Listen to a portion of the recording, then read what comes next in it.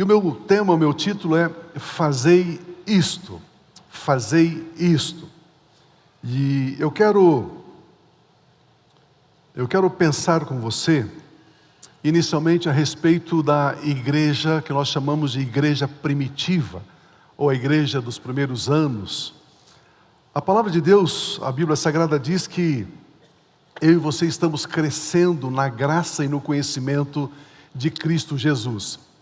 Isso significa que nós temos mais maturidade hoje do que nós tínhamos alguns anos atrás. E se Jesus não voltar, e se nós não formos encontrar com Ele, morrendo fisicamente, daqui a uns anos nós teremos muito mais maturidade espiritual do que nós temos hoje. Este crescimento constante nos leva a realizar a obra de Deus aqui na terra. Quanto maior a nossa maturidade, mais nós nos envolvemos na propagação do Evangelho, na exaltação de Cristo Jesus, na conscientização de que é importante vivermos como corpo, como igreja, a unidade do corpo de Cristo. Entre tantos outros assuntos, nós vamos crescendo e vamos discernindo a importância. Quando a gente é meio jovem na idade e também na fé, a nossa vida é misturada. Nós temos algumas coisas que a gente julga ser tão importante e de repente, com o passar do tempo, aquilo não é tão importante assim. E essa maturidade nos faz distinguir, discernir de uma forma mais acurada, mais precisa, aquilo que realmente nós vamos levar para toda a eternidade e aquilo que nós vamos deixar aqui. Eu quero, juntamente com você, avaliar algumas marcas que a igreja primitiva possuía, algumas características que a igreja primitiva possuía. Então, meu primeiro ponto é marcas da igreja primitiva.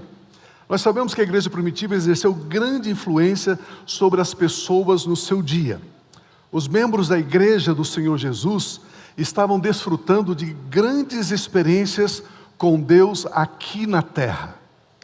A Bíblia diz que naqueles dias era muito normal, comum, sinais, prodígios, maravilhas, a manifestação, algumas expressões do reino de Deus sobre a terra. E eles espalharam o evangelho da graça por muitos lugares. A Bíblia chega a dizer que o apóstolo Paulo entrou na Ásia e toda a Ásia conheceu o evangelho, a mensagem da graça, a mensagem da salvação. Nós sabemos que a história da igreja primitiva está registrada no livro dos Atos dos Apóstolos, e é ali que nós encontramos um texto que descreve 4 características fortes que os cristãos do primeiro século tinham. Vamos ler, por gentileza, Atos 2:42, onde diz: eles se dedicavam ao ensino dos apóstolos, à comunhão, ao partir do pão e às orações. Eles se dedicavam a essas 4 questões, essas 4 coisas aqui: o ensino dos apóstolos, a comunhão, o partir do pão e as orações. Então, a primeira característica era o estudo da palavra de Deus. A igreja primitiva estudava a palavra de Deus. Era o ensino que os apóstolos traziam a respeito de Cristo Jesus. Eles examinavam cuidadosamente as Escrituras para crescerem na revelação a respeito do Messias que veio, que morreu, ressuscitou e que está sentado à direita de Deus Pai, cheio de glória e majestade. Eles estudavam o Velho Testamento para aprenderem a respeito de Cristo Jesus, porque o Velho Testamento aponta para Cristo Jesus, o Messias de Deus, o Cordeiro de Deus.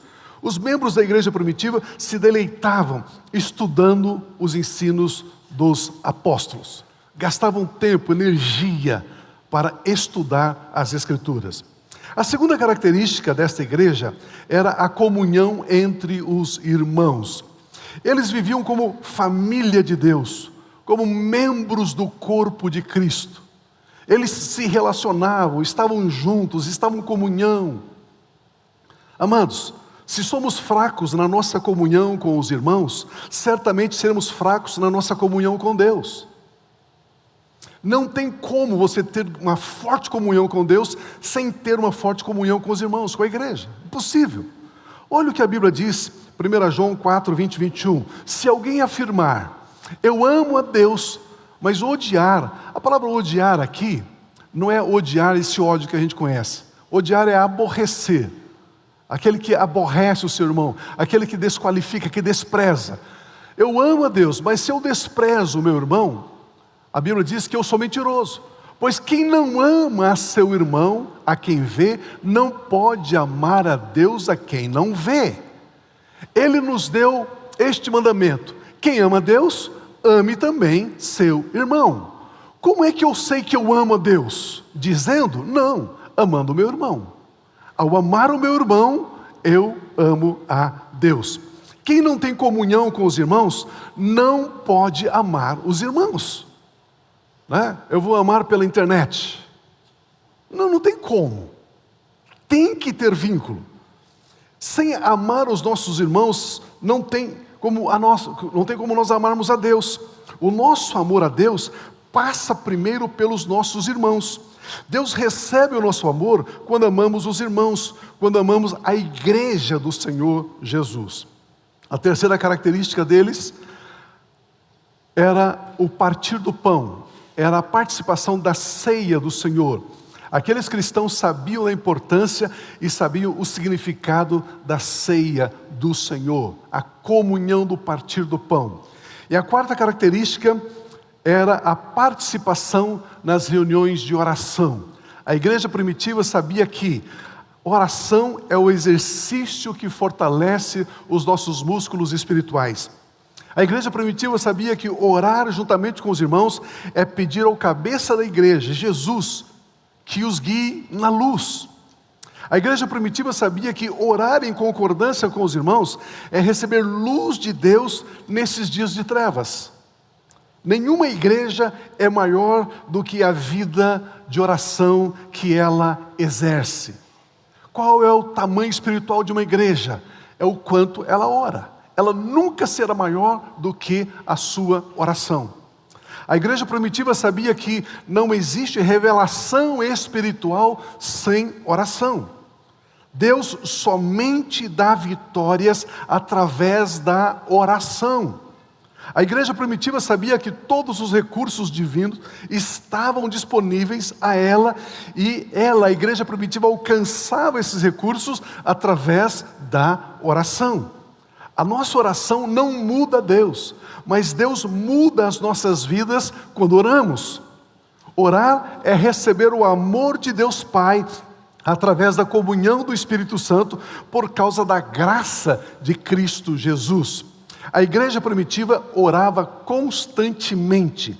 Dentro dessas 4 marcas da igreja primitiva: o estudo da palavra de Deus, a comunhão entre os irmãos, o partir do pão e a vida de oração.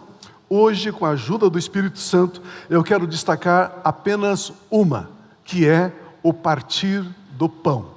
Você deve estar pensando, né? O Pio falou um pouquinho sobre a primeira, falou um pouquinho sobre a segunda, mas quando ele falou sobre o partir do pão, ele passou rápido, né? E depois ele falou um pouquinho também sobre a oração. Mas eu quero me ater, aí uns 15 minutinhos, a respeito da ceia do Senhor. A ceia. Então esse é o meu segundo ponto, a ceia do Senhor. Eu quero me ater nessa terceira característica que você pode ler na Bíblia como partir do pão, ou como a ceia do Senhor, ou a mesa da comunhão. Não importa o uso que você faz aí desses termos, ok? Vamos aprender com eles o significado e a importância da ceia do Senhor Jesus. Mateus capítulo 26 a 28, nós temos esse texto. Mateus 26. Enquanto comiam, Jesus tomou o pão, deu graças, partiu e o deu aos seus discípulos, dizendo: tomem e comam, isto é o meu corpo. Em seguida ele tomou o cálice, deu graças e ofereceu aos discípulos, dizendo: bebam dele todos vocês, meus discípulos. Isto é o meu sangue da aliança, Tem a outra versão que diz o sangue da nova aliança, que é derramado em favor de muitos para remissão. A palavra perdão na sua tradução não está muito correta, mas para remissão de pecados. Nós sabemos que depois deste momento que Jesus participa desta ceia com seus discípulos, Jesus seria preso, ele seria crucificado, ele morreria e ele seria elevado aos céus. Portanto, era a última mensagem instrutiva, era a última instrução que Jesus deu aos seus discípulos e, consequentemente, a nós, igreja dele. Jesus disse: isto é o meu sangue, o sangue da nova aliança, bebei dele. Ele usa essa expressão, bebei dele. O verbo beber aqui, na língua grega, está na voz ativa. O que significa voz ativa? Voz ativa na língua grega representa o sujeito como o agente executor da ação. Por exemplo, veja essa sentença aqui: o rapaz chutou a bola. O rapaz executa a ação de chutar a bola. O rapaz é o sujeito que chutou a bola. Quando ele diz aqui, bebei, ele está dizendo assim, o cristão, o discípulo de Jesus, executa a ação de beber do cálice e de comer do pão. O cristão deve participar da ceia. Isso deixa de ser uma opção, isso deixa de ser uma escolha.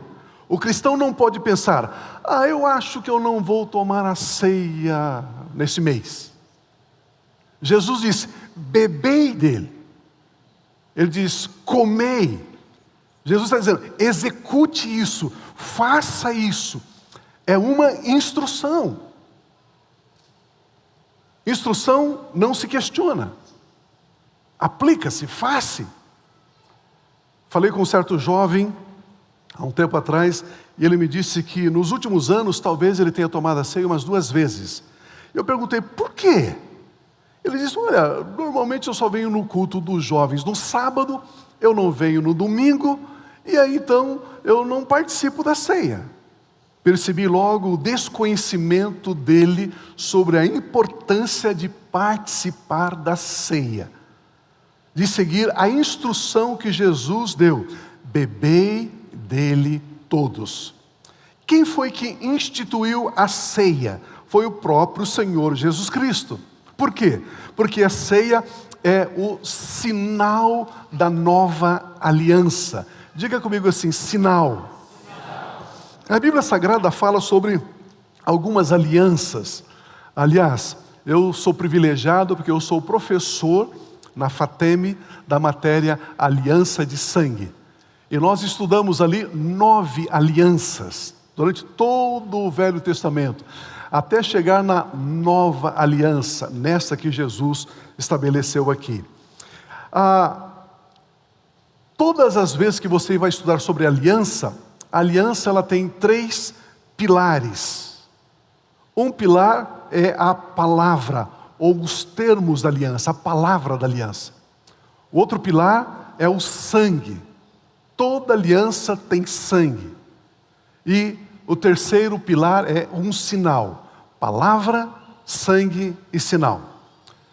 E o sinal da nova aliança é a ceia.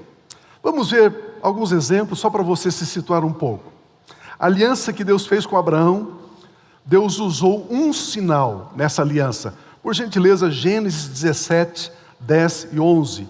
Diz o seguinte: esta é a minha aliança com você, Abraão, e com os seus descendentes, aliança que terá que ser guardada. Todos os do sexo masculino entre vocês serão circuncidados na carne. Terão que fazer esta marca, outra versão diz, terão que fazer este sinal, esta marca, que será a marca, o sinal da aliança entre mim e você. Percebe que a circuncisão era o sinal da aliança entre Deus e Abraão e os descendentes de Abraão. Não era opcional. Abraão e seus descendentes teriam que fazer esta marca, terão que ter este sinal, o sinal da aliança. Noé, Deus também fez uma aliança com Noé e Deus usou também um sinal. Por gentileza, Gênesis 9, 16 e 17. Toda vez que o arco-íris estiver nas nuvens, olharei para ele e me lembrarei da aliança eterna entre Deus e todos os seres vivos de todas as espécies que vivem na terra. Concluindo, disse Deus a Noé: este é o sinal da aliança que estabeleci entre mim e toda forma de vida que há sobre a terra, o arco-íris. Quando você olha o arco-íris, que bonito o arco-íris. O que é o arco-íris? O arco-íris é um sinal da aliança que Deus fez com Noé, e este sinal é: eu nunca mais destruirei a vida com dilúvio. É uma aliança. Deus fez com Noé. Constantemente, Deus mostra o arco-íris, mostra o sinal da aliança noaica. Ele fez também uma aliança com o povo hebreu, com o povo judeu. A aliança com o povo hebreu também ele usou um sinal.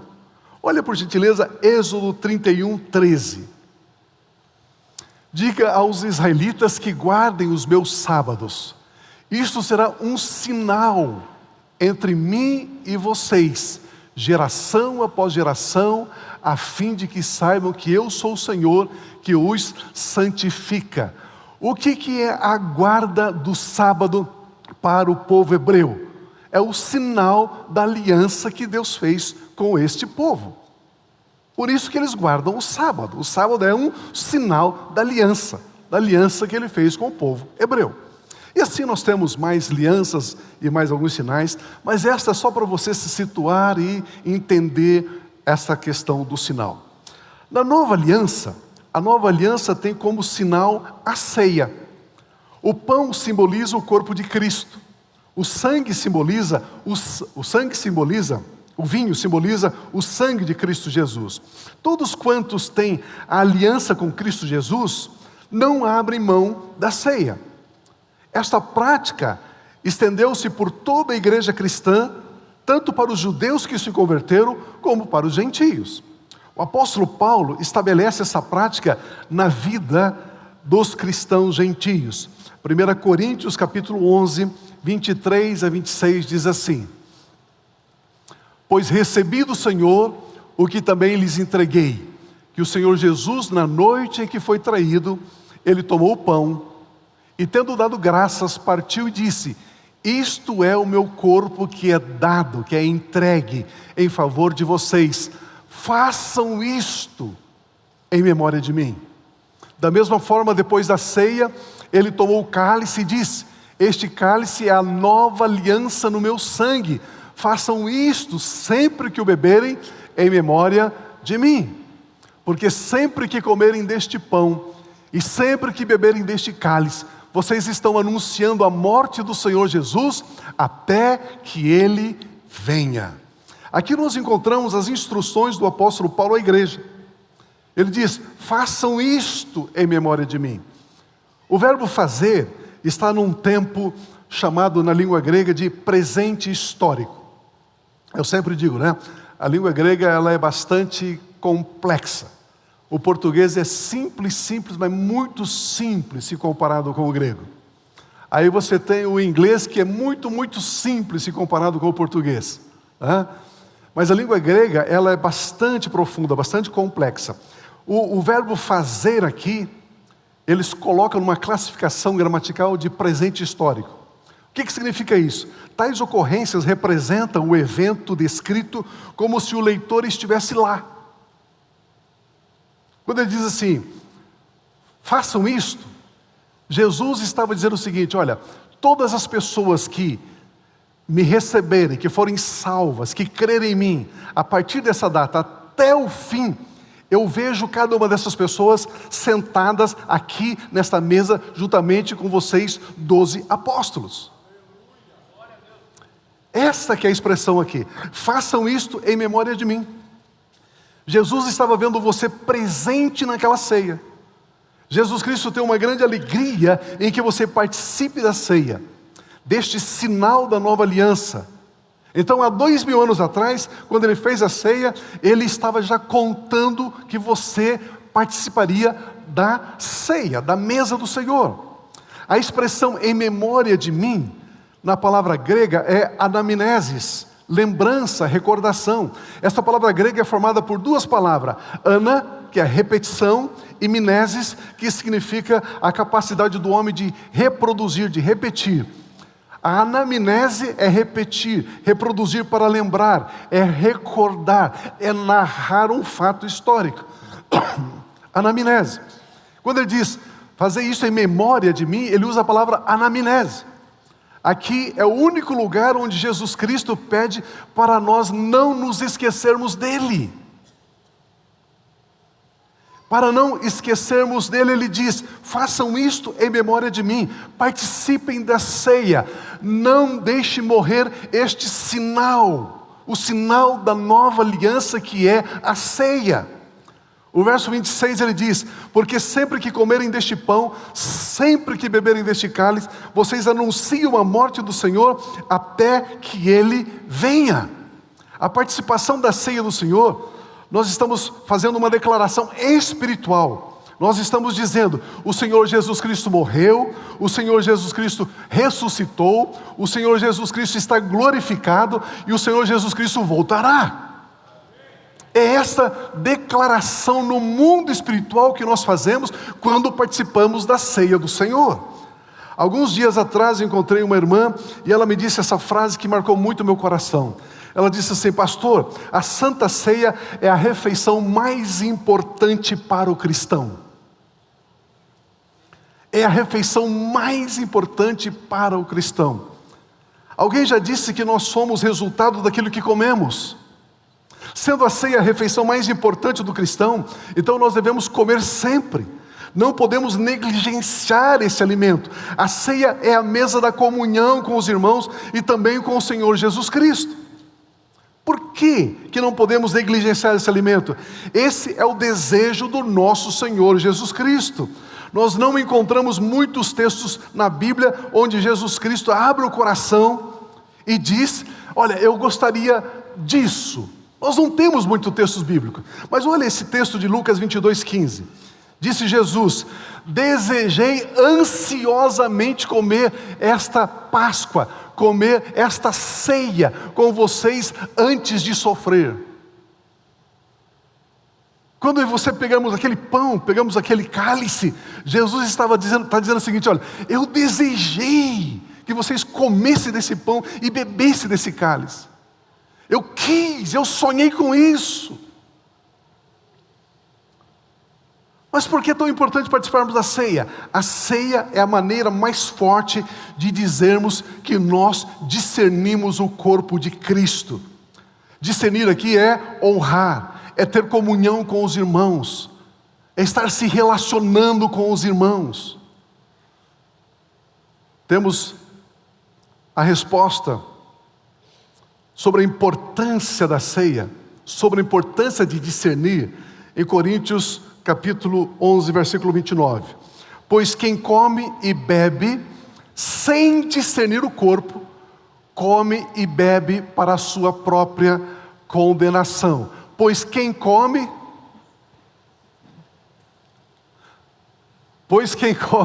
e bebe,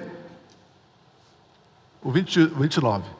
Pois quem come e bebe sem discernir o corpo, come e bebe para a sua própria condenação. Vamos ver esse versículo no avesso, do outro lado.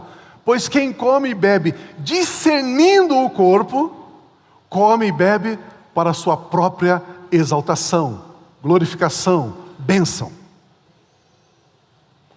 Se eu não vou discernir o corpo, existe condenação. Se eu discernir o corpo, existe honra. É o outro lado. A palavra discernir aqui é compreender, distinguir, diferenciar. Discernir o corpo de Cristo Jesus é perceber claramente que a pessoa que está ao meu lado é um filho amado, é uma filha amada de Deus. Discernir o corpo de Cristo é saber que o irmão ou a irmã pertence ao mesmo corpo que eu. Discernir o corpo de Cristo é abençoar os membros do corpo de Cristo Jesus. Discernir é honrar os membros da igreja, como eu honro o próprio Senhor Jesus. Discernir é tratar com amor. Discernir é saber que o meu Pai Celestial é o mesmo Pai da pessoa que está aqui do meu lado. O Senhor Jesus, o Salvador, é o mesmo Senhor e Salvador da pessoa que está aqui do lado. Satanás e seus demônios é o mesmo meu inimigo, é o mesmo inimigo dos meus irmãos. Discernir o corpo. E quando eu me recuso a participar da ceia, e quando eu quero viver isolado do corpo de Cristo, é porque eu não estou discernindo o corpo de Cristo. Quando não reconheço que somos todos membros do mesmo corpo, nos isolamos, e isso produz condenação. A própria condenação não é uma sentença condenatória, um veredito final. Não. Condenação do erro, condenação da decisão de não participar. Nós não estamos falando de vida eterna. Estamos falando que o crente que já tem a vida eterna, que não participa, que não tem comunhão, ele vai sofrer uma condenação pela sua atitude, pela sua escolha de viver isolado, de não ter comunhão. E que condenação é esta, Pio? A condenação, então, não é a perda da vida eterna, é uma disciplina, é uma correção terrena. O versículo 30 de 1 Coríntios diz: por isso há entre vocês muitos fracos, muitos doentes e já vários que dormiram, morreram. O apóstolo Paulo, o apóstolo da graça, ele diz que existem 3 tipos de disciplinas na vida dos filhos de Deus que passam a não discernir o corpo, a viver como ermitão, a viver isolado, a viver só na internet. Meu Deus, agora já falei. 3 tipos de disciplina: fraqueza, doença e morte. Não fique bravo comigo, viu? A Bíblia que está dizendo. O tipo de condenação que eu passo a impor a mim mesmo é fraqueza. A palavra grega fraqueza aqui é frieza, indiferença, apatia, tristeza, debilidades. A Bíblia Sagrada diz que nos últimos dias o amor de muitos esfriará. Essa frieza se manifesta com o auto-isolamento, é o viver sozinho, é o ostracismo, sem comunhão, sem vida de corpo. Eu não posso manifestar o amor. Não existe forma de amar no isolamento, na solidão. O amor necessita de pessoas para ele ser partilhado, praticado. Não tem como eu amar sozinho. O amor precisa ser dividido. Doença. A palavra grega aqui é debilidade física, incapacidade física, limitação física. E ainda dormir. Dormir aqui é morrer. Aqui está a razão central do porquê devemos participar da ceia do Senhor. O texto bíblico diz que se comermos sem discernir o corpo, sem comunhão, sem amor, isso produz fraqueza, doença e até mesmo morte. Mas o contrário é verdadeiro também. Mas se discernirmos o corpo de Cristo, ou seja, se participarmos da ceia, isso irá produzir o contrário. Ao invés de fraqueza, teremos fortaleza, ânimo, alegria. Posso ouvir um amém? Ao invés de doença, teremos saúde divina, vigor físico. As nossas folhas não murcham. Ao invés de morte, teremos vida longa, vida abundante, vida feliz. Por isso Jesus Cristo disse: fazei isto. É uma instrução, não é opção. Quando ele diz fazer isso, não é para condenação, mas é para desfrutarmos da abundância dos benefícios da ceia do Senhor. Pois participar é discernir o corpo de Cristo, honrar a Cristo honrando os irmãos através da comunhão. É amar a Deus amando os irmãos. Participar da ceia é receber força, ânimo, entusiasmo, alegria. Participar da ceia é receber saúde física, vigor físico, receber a seiva da videira, a vida da videira que é o próprio Senhor Jesus. Participar da ceia é mostrar o sinal de que eu pertenço ao corpo de Cristo, é mostrar o sinal da nova aliança. Por isso Jesus Cristo disse: façam isto em memória de mim. Este é o sinal de que pertencemos ao corpo de Cristo Jesus. Aleluia! Não é uma opção que eu tenho, é uma instrução dada pelo próprio Senhor Jesus Cristo. É uma das marcas da igreja primitiva. Deve ser uma das marcas da igreja hoje. A ceia do Senhor, o partir do pão, a comunhão. 1 Coríntios 11, 25 diz: este cálice é a nova aliança no meu sangue. Façam isto sempre. Façam isto sempre que o beberem em memória de mim. O versículo 26, porque sempre que comerem deste pão e beberem deste cálice, vocês anunciam a morte do Senhor até que Ele venha. Anunciar aqui é declarar, é promulgar, é fazer conhecido. A palavra anunciar aqui é formada por duas palavras gregas: kata, ageló. Kata é de acordo com, ageló é um mensageiro, é um anjo, um enviado. Quando você anuncia, é como se você fosse um mensageiro, um anjo, você está anunciando: o Senhor Jesus brevemente voltará. É isso que a Bíblia está nos ensinando. E eu quero concluir. Vamos participar desse momento da ceia do Senhor que pertence a nós, filhos de Deus. É um momento muito especial, muito glorioso, porque o Senhor Jesus Cristo desejou muito que nós tenhamos esse momento. E essa é uma refeição muito importante, a mais importante do cristão. Ao tomarmos em nossas mãos o pão, o vinho, vamos crer, receber e lembrar de como o corpo de Cristo foi ferido em nosso lugar. Vamos crer, receber e lembrar de como o sangue de Cristo Jesus foi derramado na cruz para nos purificar do pecado que herdamos de Adão. E assim nós somos uma nova criação. Vamos discernir o corpo de Cristo Jesus. Vamos receber saúde, vigor, vida abundante. Participar da ceia é receber a abundância. Aleluia. Pio. Eu vim de uma igreja em que só os super santos podiam participar. Então nunca ninguém participou. Eu já contei essa história para vocês. Eu estou no interior do Paraná. E nós íamos fazer um batismo. Era no final de semana que estava pregando um evento. E o pastor falou assim: Pio, tem um batismo numa chácara aqui. Vamos lá? Eu falei: vamos. Você me ajuda a batizar? Ajudo. Vamos lá. E tinha lá umas 15 pessoas que iam batizar. Era um sítio, tinha que descer assim. Lá embaixo tinha um riachozinho, um tanquinho lá, uma represazinha pequenininha. Vamos lá, vamos. Calor. Eu não via a hora de entrar na água, né? E nós estávamos numa casa aqui, preparando as pessoas, colocando lá uma camiseta, uma roupa. Aí tínhamos que descer e lá embaixo era o rio. E de um lado da plantação era café, do outro lado era bananal assim. Eu fiquei ali conversando com uma pessoa tal, e os irmãos já estavam descendo, os músicos, acordeon, né, cavaquinho, reco-reco, já estavam lá embaixo, né, já fazendo louvor, cantando e tal, aquela alegria. E aí eu fui um dos últimos a descer. Aí eu estava descendo e de repente eu vi no bananal, aquela folha seca da banana que você pisa, faz barulho, faz... Eu olhei assim e tal, e resolvi entrar um pouquinho dentro do bananal.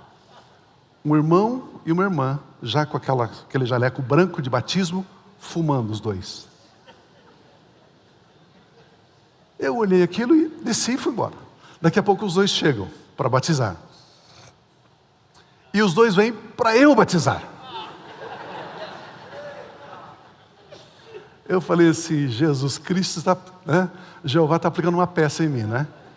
Eles vieram, eu falei assim: você crê que Jesus Cristo é teu Senhor e Salvador? Creio. Você crê que os seus pecados foram lavados, o seu pecado foi lavado no sangue dele? Creio. Você? Creio. Normalmente faz 2 perguntas, eu fiz umas 10. Ele: creio. E aí então, eu batizei os dois. Tá bom. Passam, sei lá, uns 5, 6 meses. Eu estou não sei aonde e vem um casal dando risada. Pio, tudo bem e tal? Tudo bem. Você lembra de mim? Eu falei: me ajudem, né? Não sei. Aí disseram assim: você me batizou lá assim. Eu falei: me lembro de vocês. Claro que eu me lembro. Aí falou: Pio, mas nós temos um testemunho para te contar. Falei: é. Falou: Pio, naquele dia que a gente estava indo para o batismo, eu fumava, a minha esposa fumava, e nós entramos ali, tinha uma plantação de bananas, nós entramos ali, acendemos o cigarro, fumamos, e eu falei para minha esposa: nunca mais nós vamos fumar. Pio, nós descemos lá, você nos batizou, graças a Deus, Pio, já faz 6, 7 meses, nunca mais fumamos. Nunca mais fumamos.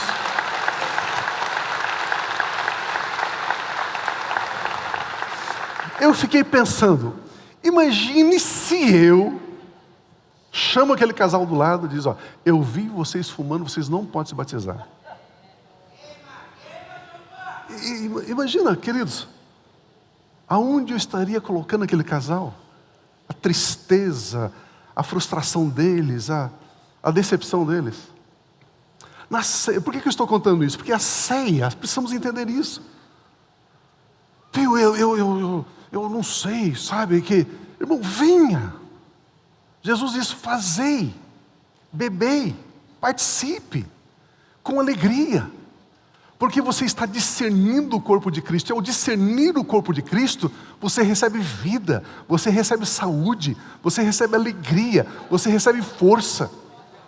Ah, eu não estou muito bem de saúde, venha participar da ceia. Ah, mas venha participar da ceia. E eu tenho certeza que ao discernirmos o corpo de Cristo, nós estamos cumprindo um desejo do Senhor Jesus. Ele diz: eu desejei muito que vocês participassem da ceia. Este é o sinal da nova aliança, que nós pertencemos ao corpo de Cristo Jesus. Amém, amém. Vamos ficar em pé, por gentileza? Vamos abençoar Jesus com um aplauso, Ele é digno.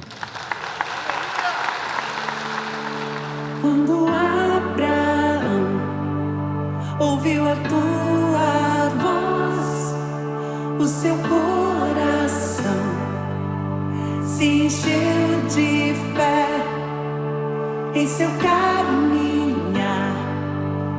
Cada passo seu se vê.